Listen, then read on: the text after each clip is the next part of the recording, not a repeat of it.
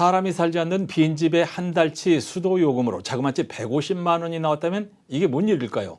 당혹스러울 수밖에 없을 텐데 더 황당한 건 이렇게 많은 요금 폭탄을 맞은 이유조차 모른다는 겁니다. 그런데 취재 과정에서 새로운 사실이 밝혀졌습니다. 구현희 기자의 단독 보도입니다.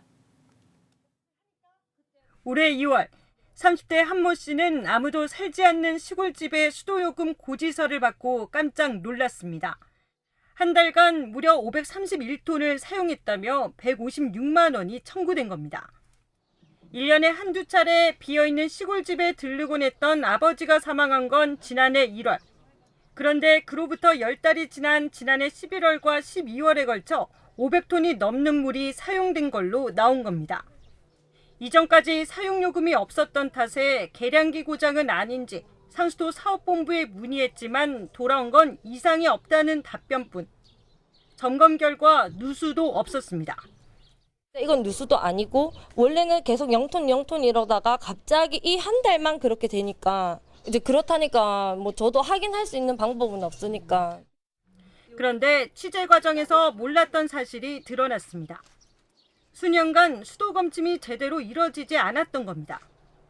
문이 잠겨있는 빈집이라는 이유로 전화 검침을 한 건데 물을 사용하지 않았단 말만 믿고 사용량을 0으로 기록한 겁니다. 그댁 같은 경우는 자물쇠로 잠겨있고 담을 쉽게 넘을 수 있는 상황도 아니고 해서 매달 정례 현장 검침을 못한 거는 맞아요. 사용을 안 했으니까 일단은 사용량 없는 걸로 넣으라고 얘기를 하셔서. 하지만 이런 식의 전화 검침조차 매달 이뤄지지 않았습니다. 그러던 중 지난해 말 이웃집이 담벼락 공사를 하면서 드나들 수 있게 됐고 뒤늦게 앞마당에 있던 계량기를 확인해 보니 사용량이 500톤을 넘었습니다. 우리 담당자하고 통화를 할 때는 자기가 검침을 100% 했다. 자기는 뭐 가서 봤다. 이렇게 얘기를 하니까 이 검침에 대해서는 저희들은 일단 검침원을 믿고 모든 게 지금 들어오는 자료 갖고 부과를 하는 거라서. 문제는 계량기에 찍힌 수치가 수년간 누락된 사용량인지 확인도 되지 않은 상태에서 한 달치로 보고 누진제까지 적용해 요금을 부과한 겁니다.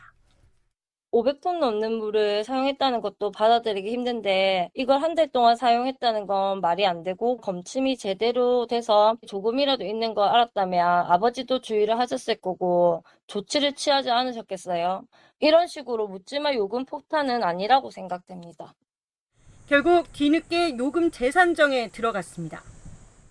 울산시 상수도 사업본부는 검침을 제대로 하지 않은 해당 검침원을 징계 조치하고 이번 기회에 검침 체계 전반을 바로잡겠다고 밝혔습니다. JCN 뉴스 구현입니다.